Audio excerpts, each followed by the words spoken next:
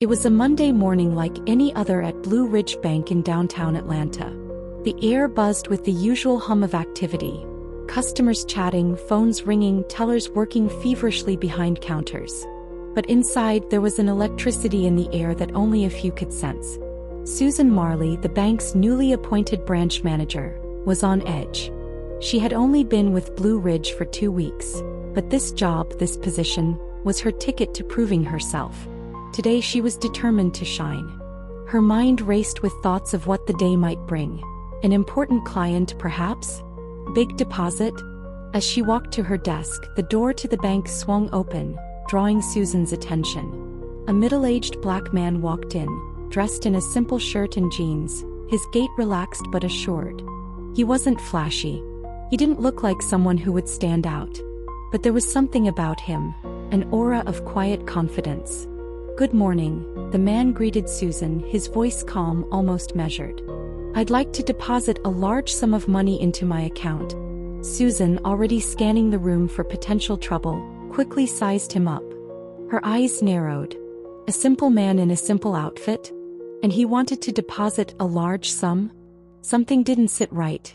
"We'll need to verify your account first," Susan said curtly, her tone colder than she meant it to be. "Of course," the man replied, his expression unfazed as he handed over his account details. Susan's eyes flicked over the screen.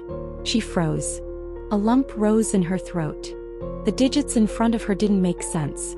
"Are you sure these details are correct?" she asked, lowering her voice, her suspicion thickening. "Yes, they are," he answered, his tone unwavering. Then he casually dropped the bombshell. "It's a transfer of $200 million. The words hit Susan like a slap in the face. Her heart raced and a cold shiver ran down her spine. "I'm sorry, but are you serious?" she demanded, her voice now sharp and condescending. "This is a bank, not a playground for scams." The man remained calm. "This is not a joke," he said firmly. "Perhaps you'd like to see my business card?" Susan snorted, dismissing him with a wave. "I've seen it all before," she muttered under her breath. "Scammers always have fake cards. You can't fool me." He wasn't fooling around. The air grew tense and whispers spread across the room. Susan ignored them. "People like you always think they can game the system," she sneered. "You think you can just walk in here, claim to have millions, and we'll roll out the red carpet for you? Get out."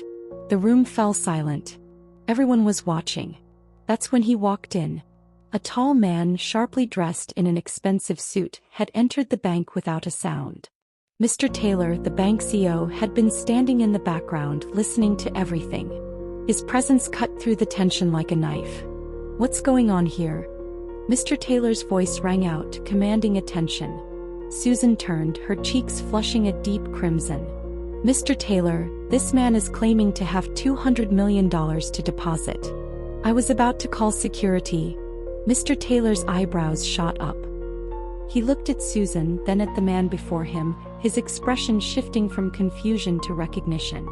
"Mr. Daniels," he said, his voice warm and respectful. "It's been a while. Good to see you." Susan's jaw dropped. She blinked, struggling to process the scene. You know him," she stammered.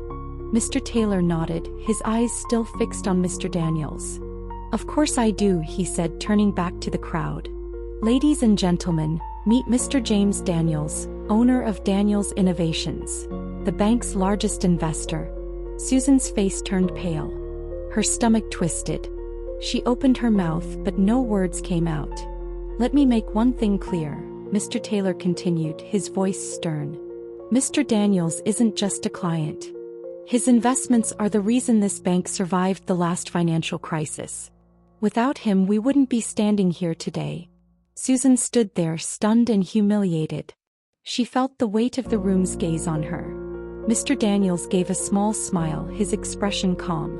"I was hoping to keep this visit low-key, but it seems that's no longer possible," he said, glancing at Susan. Mr. Taylor turned to the crowd, his voice echoing through the bank. "At Blue Ridge Bank, we pride ourselves on treating every client with respect, no matter who they are or how they dress. This incident is a disgrace." He turned to Susan, his face hardening. "You're fired. Effective immediately. Clear out your desk." Tears welled up in Susan's eyes, but she knew there was no arguing. She had been exposed. She had judged the wrong person, and now there was nothing left to do but leave in disgrace. The room erupted in applause. Mr. Daniels turned to Mr. Taylor with a small nod. "I appreciate how you handled that. Let's proceed with the deposit."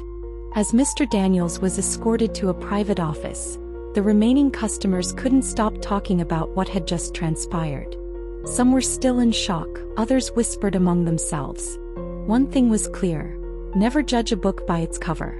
And as for Susan, she walked out of Blue Ridge Bank, her dreams shattered, her career over. But her mistake would be a lesson remembered by everyone in that room. And that's how a $200 million deposit shattered one woman's career.